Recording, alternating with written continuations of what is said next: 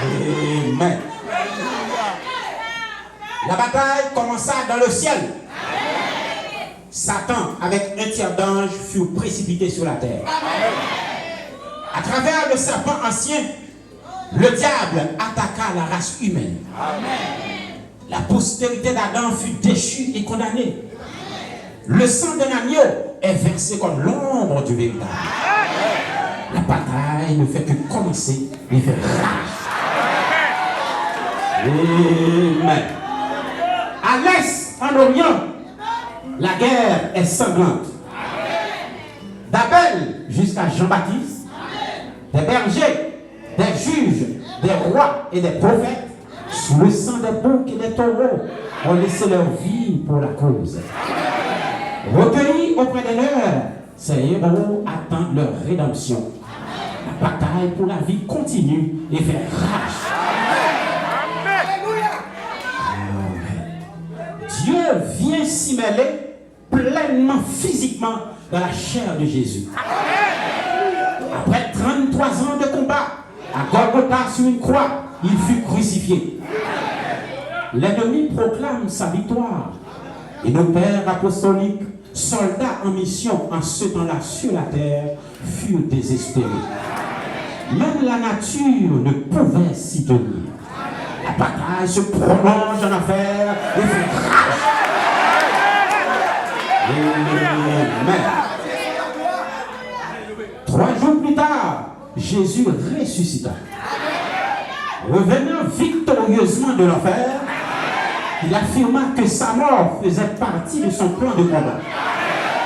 Le commandant Jésus-Christ donna l'ordre aux soldats de rester à la chambre haute jusqu'à nouvel ordre. C'est évident, son sang est versé, la victoire s'est acquise. Mais malgré cela, la bataille continue et fait rage. Amen. 50 jours plus tard, dans les rues de Jérusalem, Jésus revint sous la forme du Saint-Esprit en ses disciples pour continuer la lutte. Avec la puissance du nom de Jésus-Christ, toutes les forces de l'ennemi furent anéanties sous les pas des disciples.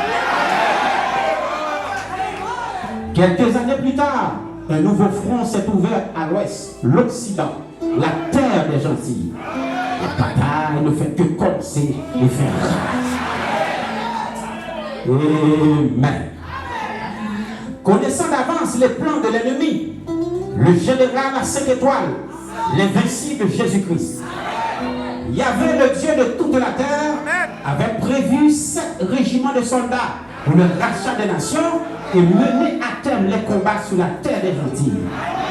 Pas une seule défaite à son actif. Le général Jésus maintient à lui. Certainement, la bataille pour la vie continue et fait rage.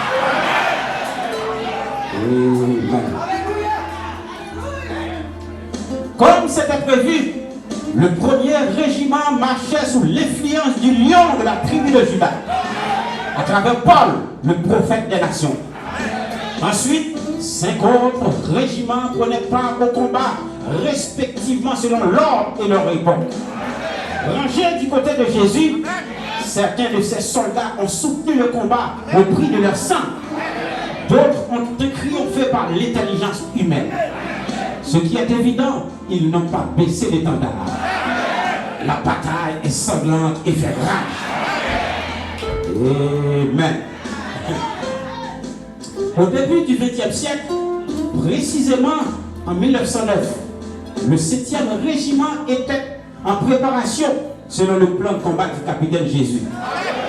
À la Odyssée, l'armée n'est pas seulement équipée d'un arsenal terrestre pour contrecarrer le cheval palme. Elle dispose aussi d'un arsenal aérien, c'est-à-dire le 7e régiment est sous l'onction de l'aigle volant, le billet de prophète mandaté, William Marion Branham. C'est la guerre, la bataille fait rage. Amen. Alléluia. Béni soit le nom du Seigneur. Amen. D'après les ordres du général, un pouce de terrain ne devrait pas être négocié. Pour cela, depuis mars 1963, L'arsenal tout entier et au complet du roi est remis entre les mains de l'armée. Grâce à cela, chaque soldat conséquent est convaincu que la victoire s'est acquise depuis environ 2000 ans. La 7e division est en pleine possession de ses droits. Elle a la notification depuis mars 1963. Parfaitement équipée pour le combat au XXIe siècle, ces féroces guerriers marchent de la victoire. La bataille fait rage. Amen.